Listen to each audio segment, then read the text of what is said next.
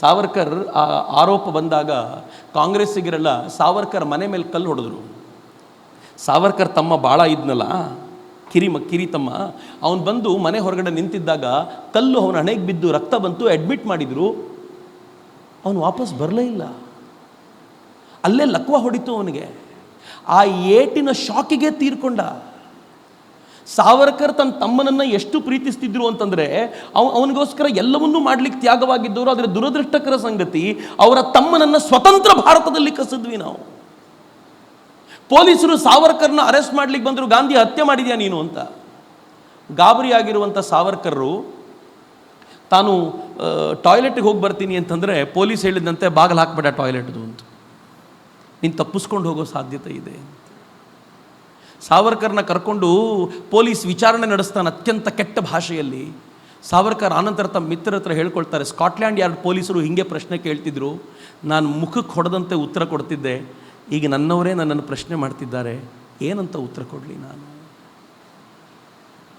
1 ವರ್ಷ ಅಸಹ್ಯಕರವಾಗಿ ಸಾವರ್ಕರ್ನ ನಡೆಸ್ಕೊಂಡು ಅವರನ್ನು ಬಿಡಲಾಯಿತು. 1960ರಲ್ಲಿ ಸ್ವಾತಂತ್ರ್ಯ ಬಂದ 12 ವರ್ಷದ ನಂತರ ಸಾವರ್ಕರ್ಗೆ ಮೃತ್ಯುಂಜಯ ದಿವಸ ಅಂತ ಆಚರಣೆ ಮಾಡಲಾಯಿತು. ಮೃತ್ಯುಂಜಯ ದಿವಸ ಅಂತಂದರೆ ಏನು ಗೊತ್ತೇನು? ಸಾವರ್ಕರ್ ಬಿಡುಗಡೆ ಆಗಬೇಕಾಗಿದ್ದಂಥ ವರ್ಷ ಅದು. 10ರಲ್ಲಿ ಒಳಗೆ ಹೋಗಿದ್ದರೆ ಈಗ ಬರಬೇಕಿತ್ತು. ಮೃತ್ಯುಂಜಯ ದಿವಸ ಅಂತ ಆಚರಣೆ ಮಾಡಬೇಕು ಅಂತ ನಿಶ್ಚಯ ಮಾಡಿದರೆ ಜವಾಹರ್ಲಾಲ್ ನೆಹರು ಹೇಳಿದ್ರು, ಇದಕ್ಕೆ ಸರ್ಕಾರದಿಂದ ಯಾವ ಸಹಕಾರವೂ ಇಲ್ಲ. ಯಾರು ಕೇಳಿದ್ದಾರೆ ಅಂದರು, ಎಲ್ಲ ನಾವು ಮಾಡ್ಕೋತೀವಿ ಇವರಿಗೆ. ನೆಕ್ಸ್ಟ್ ಏನು ಮಾಡಿದ್ರು ಗೊತ್ತಾ? ಆಲ್ ಇಂಡಿಯಾ ರೇಡಿಯೋದಲ್ಲಿ ಈ ರಿಪೋರ್ಟ್ ಕೂಡ ಬರದಂತೆ ನೋಡ್ಕೋಬೇಕು ಅಂತ ಅವ್ರಿಗೆ ಅವಮಾನ ಮಾಡಿದರು. ಸಾವರ್ಕರ್ ತಲೆ ಕೆಡಿಸ್ಕೊಳ್ಳಿಲ್ಲ, ಸುಮ್ಮನಾದರು.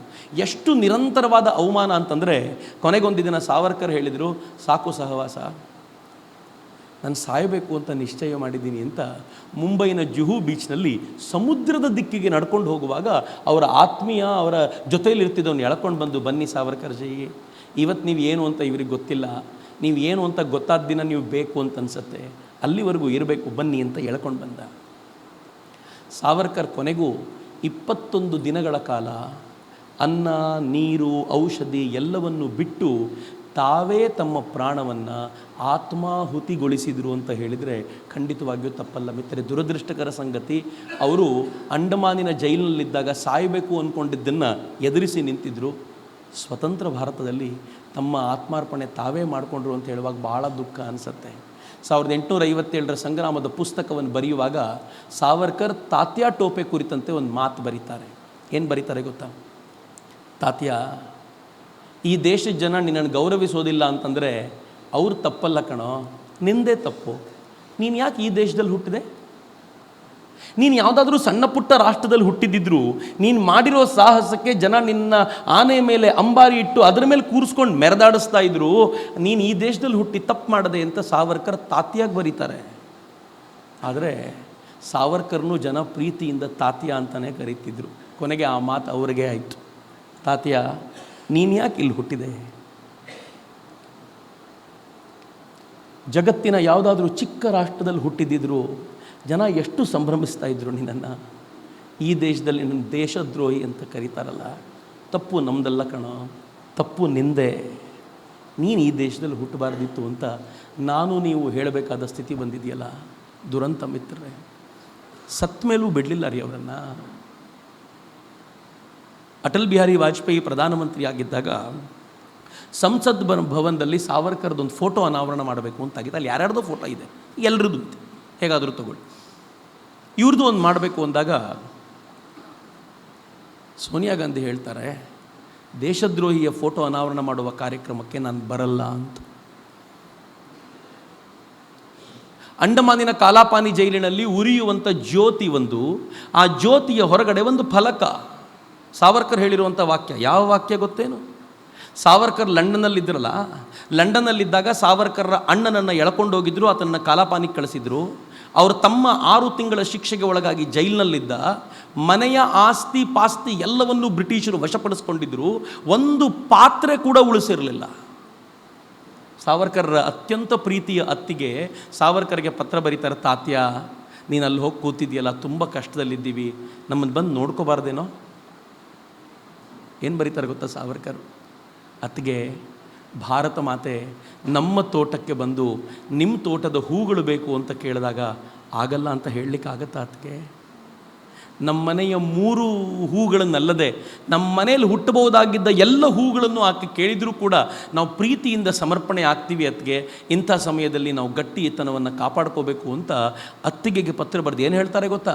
ಸ್ವಾತಂತ್ರ್ಯದ ಹೋರಾಟಕ್ಕೆ ನಾವು ಬಂದಿದ್ದು ಯಾರೋ ಸನ್ಮಾನ ಮಾಡ್ತಾರೆ ಅಂತಲ್ಲ, ಇದು ಅತ್ಯಂತ ಕಂಟಕದ ಮಾರ್ಗ ಅಂತ ಗೊತ್ತಿದ್ದುಕೊಂಡೇ ಇದಕ್ಕೆ ಬಂದಿದ್ದೀವಿ, ಇದು ನಿನಗೂ ಗೊತ್ತಿದೆ, ಇದನ್ನು ಸಹರ್ಷದಿಂದ ಸ್ವೀಕಾರ ಮಾಡೋಣ ಅಂತ ಬರೆದಿರುವಂಥ 4 ಸಾಲನ್ನು ಅಂಡಮಾನಿನ ಜೈಲಿನ ಒಳಗಿರುವಂಥ ಒಂದು ದೀಪಸ್ತಂಭದ ಮೇಲೆ ಹಾಕಿದರೆ ಅಲ್ಲಿ ಇನ್ನೊಂದು 3-4 ಜನರದಿತ್ತು. ಭಗತ್ ಸಿಂಗ್ದು ಸೇಯಿಂಗ್ ಇತ್ತು, ಅದರಲ್ಲಿ ಒಂದು ಸೇಯಿಂಗ್ ಸಾವರ್ಕರ್ದಿದ್ದರೆ ಅಫ್ಕೋರ್ಸ್ ಸಾವರ್ಕರ್ ಸೇಯಿಂಗ್ ಹಾಕಲೇಬೇಕು, ಯಾಕೆಂದರೆ ಅವರು ಅಲ್ಲೇ ಕಾಲ ಕಳೆದವರು. ಮಣಿಶಂಕರ್ ಅಯ್ಯರ್ ಅನ್ನುವಂಥ ಕಾಂಗ್ರೆಸ್ಸಿನ ಮಂತ್ರಿ, ಪೆಟ್ರೋಲಿಯಂ ಸಚಿವ, ದೇಶದ್ರೋಹಿ ಸಾವರ್ಕರ್ರ ಸೇಯಿಂಗ್ ಇಲ್ಲಿ ಹಾಕಬಾರ್ದು ಅಂತ ತೆಗಿತಾನಲ್ಲ, ಏನು ಧಾರಷ್ಟ್ಯ ರೀ, ಏನು ಧಾರಷ್ಟ್ಯ ಇವರಿಗೆ. ಈ ಕಾಂಗ್ರೆಸ್ಸಿಗರು ದೇಶಭಕ್ತಿಯ ಪಾಠವನ್ನು ನಮ್ಗೆ ಹೇಳ್ಕೊಡೋದ? ರಾಹುಲ್ ಗಾಂಧಿ ಚೀನಾದ ಕಮ್ಯುನಿಸ್ಟ್ ಪಾರ್ಟಿಯೊಂದಿಗೆ ಒಂದು ಒಪ್ಪಂದ ಮಾಡಿಕೊಂಡಿರೋ ಸೈನ್ ಹಾಕ್ಕೊಂಡಿದ್ದಾನೆ.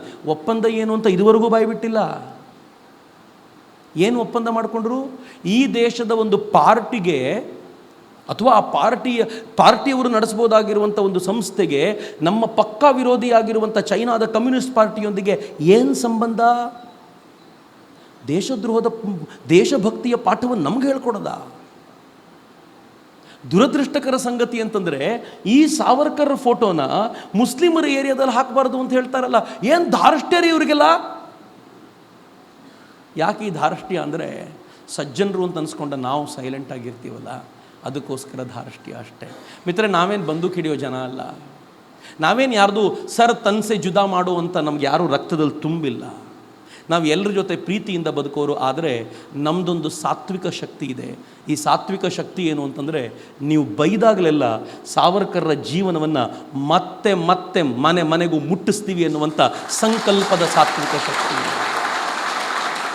ಹೀಗಾಗಿ ನಿಶ್ಚಯ ಮಾಡಿದ್ವಿ, ಈ ಬಾರಿ ಚೌತಿ ಸಾವರ್ಕರ್ ಚೌತಿ ಅಂತ. ಯಾವ್ಯಾವ ಪೆಂಡಾಲುಗಳಿವೆಯೋ ಅಲ್ಲೆಲ್ಲ ಒಂದು ಸಾವರ್ಕರ್ ಫೋಟೋ ಹಾಕ್ತೀವಿ ಅಂತ, ನೋಡೇ ಬಿಡೋಣ ಅಂತ. ನನಗೆ ಎಷ್ಟು ಖುಷಿ ಅಂದರೆ, ತರುಣರು ಊರೂರಿಂದ ಫೋನ್ ಮಾಡ್ತಾರೆ, ಅಣ್ಣ ಒಂದು ಸಾವರ್ಕರ್ ಫೋಟೋ ಕಳಿಸ್ಕೊಡಿ ನಮಗೆ ಅಂತ. ಹೇಳಿದೆ, ಸಾವರ್ಕರ್ ಫೋಟೋ ಕಳಿಸ್ಕೊಡಲ್ಲ, ಸಾವರ್ಕರ್ದು ಒಳ್ಳೆ ಫೋಟೋನ ಡ್ರೈವಲ್ಲಿ ಹಾಕಿ ಶೇರ್ ಮಾಡಿಬಿಡ್ತೀವಿ, ಯಾರ್ಯಾರಿಗೆ ಬೇಕೋ ಊರುಗಳಲ್ಲಿ ಪೆಂಡಾಲ್ಗಳಲ್ಲಿ ಹಾಕ್ಕೊಳ್ಳಿ, ಯಾವನ್ ಬಂದು ಕಿತ್ತಾಕ್ತಾನೆ ನೋಡೇ ಬಿಡೋಣ ಅಂತ. ಯಾರು ಏನು ಮಾಡ್ತಾರೆ ನೋಡೇ ಬಿಡೋಣ ಅಂತ. ಸಾವರ್ಕರ್ ಜೀವನವನ್ನು ಏನು ನಾನು ನಿಮ್ಮ ಜೊತೆ ಹಂಚ್ಕೊಂಡು, ನಮ್ಮ ಜನನೂ ಭಾಳ ಗಟ್ಟಿಗಿರ್ರಿ, ನಮ್ಗೆ ಅನ್ಸುತ್ತಷ್ಟೇ ಸೈಲೆಂಟ್ ಆಗಿದ್ದಾರೆ ಅಂತ. ಸೈಲೆಂಟ್ ಆಗಿಲ್ಲ ಅವರು. ಸಾವರ್ಕರ್ ಪುಸ್ತಕ ಇಷ್ಟೊತ್ತು ಏನು ಹೇಳಿದ್ನೋ ಅದನ್ನೊಂದು 32 ಪುಟಗಳಲ್ಲಿ ಸಂಕಲಿಸಿ ಒಂದು ಪುಸ್ತಕ ಮಾಡಿದ್ವಿ. ವೀರ್ ಸಾವರ್ಕರ್ ಸಾಹಸ, ಯಾತನೆ, ಅವಮಾನ ಅಂತ ಪುಸ್ತಕ ಪ್ರಿಂಟ್ ಆಗಿದೆಯಪ್ಪ ಅಂತ ಇವತ್ತು ಅನೌನ್ಸ್ ಮಾಡಿದರೆ, ಇದುವರೆಗೂ ನನಗನ್ಸುತ್ತೆ ಕನಿಷ್ಠ ಪಕ್ಷ 75,000 ಪುಸ್ತಕಗಳ ಬೇಡಿಕೆ ಬಂದು ಆಲ್ಮೋಸ್ಟ್ ಸೋಲ್ಡ್ ಔಟ್. ಇಲ್ಲ ನಮ್ಮ ಹತ್ರ. ನಾವು ಕೇಳ್ತಿದ್ದೀವಿ, ಒಂದು ವಾರ ಸಮಯ ಕೊಡಿ, ಪ್ರಿಂಟ್ ಮಾಡಿ ಕಳಿಸ್ಬೇಕು ಅಂತ. ಕೆಲವರು ಹೇಳ್ತಾರೆ, ಇಲ್ಲ ಸರ್, ಮನೆಗೂ ಹಂಚಲಿಕ್ಕೋಸ್ಕರ ಈ ಪುಸ್ತಕ ನಮಗೆ ಬೇಕು ಅಂತ ಹಠ ಹಿಡಿದು ನಿಲ್ಲುವಂಥ ಪ್ರಮೇಯ ಇದೆಯಲ್ಲ, ಇದು ಹಿಂದೂಗಳಲ್ಲಿರುವಂಥ ಅದ್ಭುತವಾಗಿರುವಂಥ ಶಕ್ತಿ ಅಂತ. ಮಿತ್ರ, ಈ ಶಕ್ತಿಯನ್ನು ಕಳ್ಕೊಳ್ಳೋದು ಬೇಡ. ಯಾವ ಶಕ್ತಿಯ ಮೂಲಕ ಇವರು ಸಾವರ್ಕರ್ ಮೇಲೆ ಆರೋಪ ಮಾಡುವಂಥ ಪ್ರಯತ್ನ ಮಾಡ್ತಾರೋ ಆ ಆರೋಪಕ್ಕೆ ಉತ್ತರವನ್ನು ಸಾವರ್ಕರನ್ನು ಮನೆಗೆ ತಲುಪಿಸುವ ಮೂಲಕ ನಾವು ಮಾಡಬೇಕು ಅಂತಲೇ ಈ ಎಲ್ಲ ಪ್ರಯತ್ನಗಳನ್ನು ಮಾಡ್ತಾ ಇರೋದು. ಈ ಪ್ರಯತ್ನಕ್ಕೆ ಜೊತೆಯಾಗಿರುವ ನಿಮಗೆಲ್ಲರಿಗೂ ನಾನು ಅತ್ಯಂತ ಹೃತ್ಪೂರ್ವಕವಾದ ಕೃತಜ್ಞತೆಗಳನ್ನು ಸಮರ್ಪಿಸಿ, ನನ್ನೆಲ್ಲ ಮಾತುಗಳನ್ನು ತಾತ್ಯ ಆಗಿ ತನ್ನ ಬದುಕನ್ನು ರಾಷ್ಟ್ರಕ್ಕೋಸ್ಕರ ಸಮರ್ಪಿಸಿದ ಸಾವರ್ಕರ್ರ ಪದತಲಕ್ಕೆ ಸಮರ್ಪಿಸಿ ವಿರಮಿಸ್ತೇನೆ.